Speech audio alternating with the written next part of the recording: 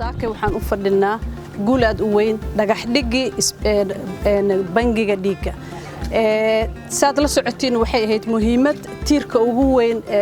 tubaha ayuu ku jira arrimaha bulshada waa muhiimadda ugu horeysay ahayd oo xafiiska ra'iisul wasaaraha iyo wasaaradda caafimaadka ay wada go'aansadeen in la dhiso bangiga dhiigga oo national ah kaasoo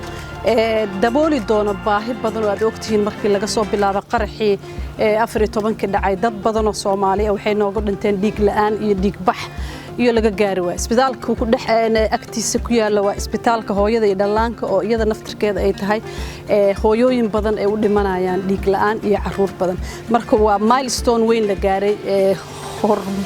hormud uu ku yahay ra'iisul wasaaraha waxaan ku faraxsanahay maanta inuu nagala soo qayb galay oo dhagaxa noo dhigay wasiir Fawsiyo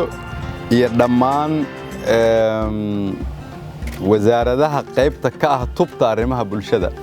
waxaan uga hambalyeeynaa maanta inay tahay maalin weyn oo macnaheedu tahay inaan soo dhagax dhignay xaruntii gurmudka qaran ee gargaarka degdega haddana aan dhagax dhigayno bangiga dhiigga ee Soomaaliyeed oo la dhisi doono marka ugu horeysa waxaan u mahad celinayaa wasiiradda iyo dhammaan dadkii ka soo shaqeeyay oo suurta geliyay in halkaan maanta aan dhagax dhigna dhismahana la bilaabi doono ayna noqon doonto bangi dhiig u adeega dhammaan shacabka Soomaaliyeed oo dhan sidaad ogtihiin barito waa sanad guuradii labaad ee dhacdadii xanuunka badnayd ee 14 Oktoobar oo dib badan ummadda Soomaaliyeed dareensiisay laakiin muujisay ummadda Soomaaliyeed wax walba ku dhaca inay isaga yimaadaan iyaguna isku tashadaan dhacdadii xanuunka badneed awgeed wiilashii iyo gabdhihii Soomaaliyeed oo ummadda Soomaaliyeed u gurmaday talooyinkii ugu horeeyay ay bixiyaan waxay ahayd in la dhiso xarun gurmad qaran lana dhiso bangiga dhiigga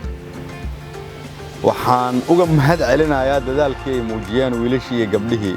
ka shaqeeyay waxaan ugu bishaareeynayaa in dawladoodu ay maqashay taladoodii iyo hadalkoodii xaruntii gurmad qaranna la dhisi doono bangiga dhiiggana aad u jeedaan inaan dhagax dhignay waxaan idinku casuumaynaa inaad noo timaadaan oo aad nagala shaqeysaan sidii loo howlgelin lahaa markii la dhiso ugu dambeyntii waxaan rabaa inaan iraado halkan ka iraado dadka Soomaaliyeed dib badan ay soo mareen laakiin inaan ka fikirayna adeeg caafimaad iyo adeeg waxbarasho iyo bangi dhiig iyo xarun gurmad qaran ayaa iyada lafteedu tusaale ah horumarka dadka iyo dawladnimada ay sameynayso waa mahadsantiin. Assalaamu calaykum.